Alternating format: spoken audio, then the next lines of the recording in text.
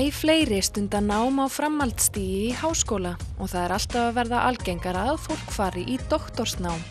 Bara hér á Akureyri eru sennilega á bilinu 15 til 20 manns skráðir í doktorsnám og það í hinum ýmsu fræðum.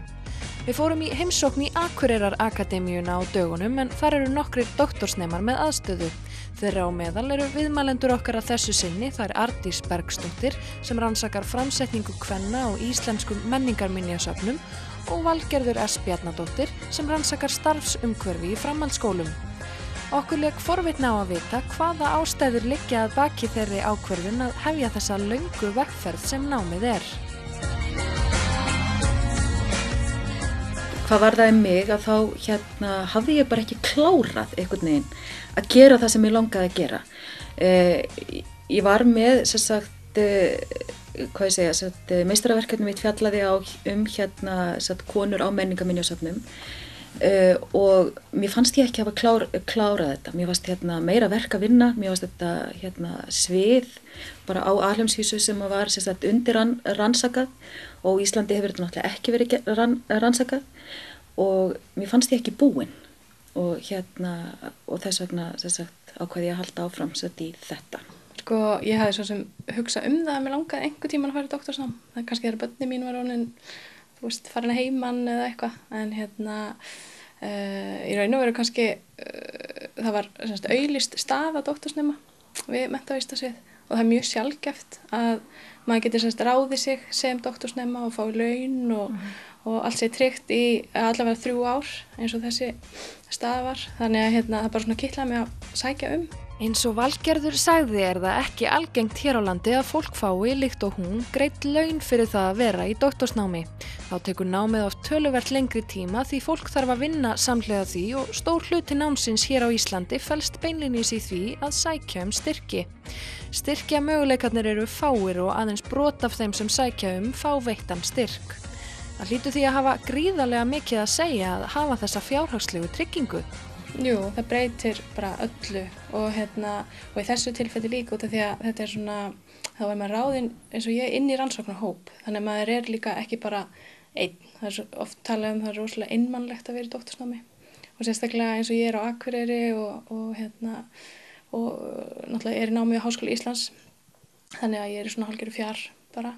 Þannig að þetta breytir rosalega miklu, maður er miklu meira svona samfélagi en náttúrulega hafa fjármögnun og þá getur maður einbeitt sér að því sem maður er að skoða og stúdera og kannski klára á svona innan skikkanlegs tímaramma sko. En geturðu sagt mér svona hvernig dagurinn byggist upp? Ég held að fólk miskilji oft og veit ekki alveg hvað þið gerið á daginn í rauninni. Já. Hvað gerir þú til dæmis á daginn? Ég reyni svona að hafa reglu á deginum. Þegar ég var að byrja þá byrjaði ég svona svolítið eins og þegar maður er í svona námi og það eru bilaðar tarnir og maður vakir frameftir og eitthvað svona og ég sá að það myndi aldrei ganga í 3 ár. Þannig ég reyni bara fyrir kannski ræktin á morgnana og vakna bara á sama tíma, bara vakna mjög snemma og er bara komin í vinnuna klukkan milli 8 og 9, bara eins og svona venjulegt launafólk eða þannig. Og bara reyna að nýta daginn og geta þá haft seinnipartir með fjölskyldinni og svo þegar maður oft aftur í vinnuna á kvöldin eða situr við heima á kvöldin. Sko, málið er að doktorsnám er vinna og ef að þetta er ekki unnið eins og vinna að þá náttúrulega gerist ekki neitt.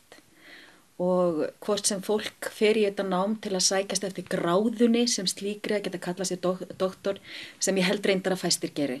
Eða þá að fólk fer í þetta af einhverju svona hugsjón, það er eitthvað sem þú vilt gera, það er eitthvað sem að það er eitthvað svona knýjandi innri þörf að skapa þekkingu á einhverju ákveðnu sviði að ef þú ætlar einhvern veginn að gera það þá þarf að taka þessi vinnu og þetta er vinna, annars líkur þessu aldrei.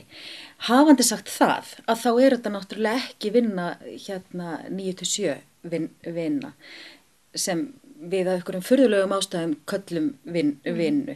Að það er bara vinna það sem þú gerir frá 9 á morgnana til klukkan 5 og svo ferðu heim og þú átt helgarnar frí og svona. Þannig er það ekki og við erum alltaf að vinna og þó við sitjum ekki alltaf við tölvun okkar þá erum við alltaf að hugsa verkefnið og þó við séum í sundi, þá erum við líka að hugsa verkefnið og já, þannig að þetta er mjög mikil vinna og þetta er vinna sem maður losnar aldrei við og hættir aldrei í. Svo sjálfsögðu náttúrulega það ekki bara partí upp í haustum á okkur, þó að það sé náttúrulega mjög gaman, að þá náttúrulega fælst þetta í að koma okkar þessari þekkingu sem við erum að búa til, áleiðis í þá ritrýndum greinum, að mismunandi hvað doktorsnema gera, sumir fara það sem kallað þessi greinarleið og þá eru kannski 3-4 greinar sem við þurfum að koma frá okkur á tímabilinu sem eru síðan sendi í ritrýnd tímarit. Aðrir hafa farið þá leið að skrifa það sem kallast monograf og þá það þessi doktorsritgerð sem bara síðan skilað í lokin. En þetta náttúrulega gerist ekki nema við sitjum alltaf við og kannski, svona til þess að lýsa þessu að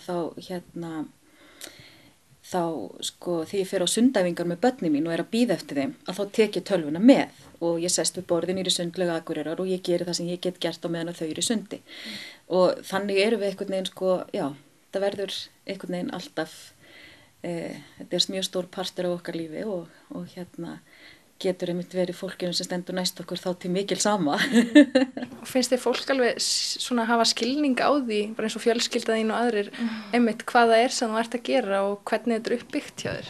Nei, eiginlega ekki, sko. Eða, þú veist, mín nánasta fjölskylda, ég meina maki mín veit alveg hvað ég er að gera og svona.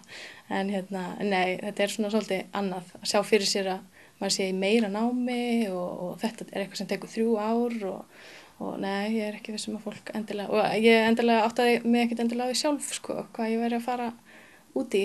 Ég hafði þær hugmyndir að loksins fengi maður bara almennilegan tíma í rólegheitum til að svona dúlla sér, að lesa greinar og svona, svolítið svona dúlla sér. En svo bara það ekki þannig og ég held að fólk haldi svolítið að maður sé bara að dúlla sér. En svo eru bara endalausir deadlinear og bara mjög mikið í raun og veru, mikil streita sem getur fylgt þessu. Þannig þetta með svona dúllerið kannski hefur mér fundist svona algengum misskilningur. Þó að það fylgir því ákveðið frelsi að vera í doktorsnámi, þá eru á dagatalinu fjölmargir fastir skiladagar og klára þarf einstaka verkefni innan ákveðins tímaramma. Hvers konar verkefni eru það? Greinar og svona propósalar fyrir ráðstefnur, svo náttúrulega maður að taka kúrsa líka og það bara alls konar sem það skila til leiðbeinenda og núna ég til þess að vinna rannsóknaráætluninu minni og ég þarf að skila henni nokkur sinnum og það eru mjög stífir sem sagt, svo þú veist, maður sækir að fara í sumarskóla og það þarf að skila einhverjum pappír fyrir það, maður endalaust að skila inn einhverjum pappírum og og fá þá í hausinn aftur og vinna betur og fá þá í hausinn aftur, þannig að þetta er svona, stöðuvinna og ég þarf að setja tíma, sko, og ég þarf að taka cirka 30 einingar í kúrsum, þannig að ég er svona langt komið með það og er þá í kúrsum sem svona kenndir í fjarnámi eða í lotunámi og svo er mikil áhersla að maður verður að fara á ráðstefnur en það er líka dýrt og maður fær ekkert styrk til að fara á ráðstefnur nema að vera sjálfur með erindi, þannig að það er líka ákveðin svona pressa að halda þá dampi og kynna það sem maður er að gera, þannig að það er bara mjög gaman að fara erlendis, fara á ráðstefnu, kynnast fólki Hvað finnst þér skemmtilegast við að vera í doktorsnámi? Maður náttúrulega fást við það sem eru áhuga á og stjórna sér sjálfur að mjög miklu leyti. Þannig að það er bara frábært. Og náttúrulega líka eins og að tala áðan með að hafa áhrif á fjölskylduna. Þetta er líka jákvætt. Ég meina ég get farið heim fyrr, ég stjórna mig sjálf og unni þá bara lengur einhvern annan dag. Þannig að það er ekkert endilega þannig að það bitni endilega á fjölskyldunni að maður sé ekki heima, maður getur líka verið meira heima og stjórna tímanum sjálfur. Sko það sem er skemmtilegast er að sem ég sagði á hann, það er alltaf partí upp í hausnum á mér. Þú veist að meðan aðrir sjá þetta, þá er geðveikt stuð hjá mér. Og það er náttúrulega skemmtilegast. Það sem skemmtilegast er einmitt að er þegar maður nær þessum tengingum þegar það verður einhver sköpun og einmitt gott einmitt að árétta það líka að þetta er þá er þetta hljómi ekki mjög skapandi að þá er þetta að mjög stóru leyti skapandi starf að vera í doktorsnámi það svona það sem skemmtilegast, að það að búa til nýja þekkingu og gera eitthvað nýtt sem að veit að mun síðan gagnast okkur síðar meir. Eða vonar. Hvað finnst þér svona erfiðast við það verið doktorsnámi? Er það sjálfsægin eða kannski eitthvað allt annað? Ég held að þú hefði bara hitt naglan á höfuðið með sjálfsagan. Það alveg, og ég reyni að gera bara plan fyrir hverja viku hvað ég ætla að gera. Af því að ef maður opnar dagbókina og maður hefur ekki skrifað niður hvað maður var að gera, þá eins og maður rosalega mikið, situr lengi við og það lítið sem gerist í raun og veru. Og ég svona svolítið, ég vil að hlutinni gangi svolítið hratt fyrir sig. Þannig að það hefur verið pínu áskorun að hlutinni taka virkilega lengri tíma heldur en maður svona vonast til. Þannig að sjálfsægin þarf að vera til staðar, algjörlega. Það sem erfiðast náttúrulega þetta 24/7. Þú veist, við erum aldrei laus við þetta og eins og segi, það líka það skemmtilega en það líka það erfiða. Og ég veit ekki, leiðilegast, það ekkert. Þetta einhvern veginn bara skemmtilegt, og já. En þetta þannig, þetta það mikið commitment að ég held að það fari enginn út í þetta öðruvísi en að finnast þetta gaman að allavega langmestu leyti. Háskólinn á Akureyri sótti nýverið það með formlegum hætti að mega bjóða upp á doktorsnámi í skólanum. Þangað til það vonandi gengur eftir eru allir þeir sem stunda doktorsnám hér á Akureyri í raun í fjarnámi og hafa því ekki endilega aðstöðu til að stunda vinnu sína og rannsóknir. Þar spilar Akureyraraakademían mikilvægt hlutverk, en nú þegar hafa að minnstakosti 5 einstaklingar sem hafa haft aðstöðu í akademíunni að hluta til eða að öllu leyti klárað doktorinn. Já, Akureyraraakademían náttúrulega vinnustaður fyrir fólk sem hefur þennan starfa að hugsa og skrifa. Og við sem doktorsnámi náttúrulega gerum það þessi útskýrðaðan og þannig að við getum haft aðstöðu hér. Þýðingin náttúrulega svo að þá erum við í samfélagi við fólk sem að gera nákvæmlega sama á við. Og ég held að skipta engu máli hvenær dagsins þú kemur hingað, það alltaf ykkur hérna. Það rosalega mikið drasl sem fylgir þessu, náttúrulega bækur og pappírar og ég ekki með aðstöðu heima til þess að stafla þessu öllu í kringum mig, Og líka bara, ég stundum að vinna heima og þá maður fljótur að laumast niður í þvottahús eða eitthvað annað. Þannig að bara þetta sé rútína, þetta sé vinnan manns, það skiptir rosalega miklu máli. Og náttúrulega líka það fólk í húsinu sem að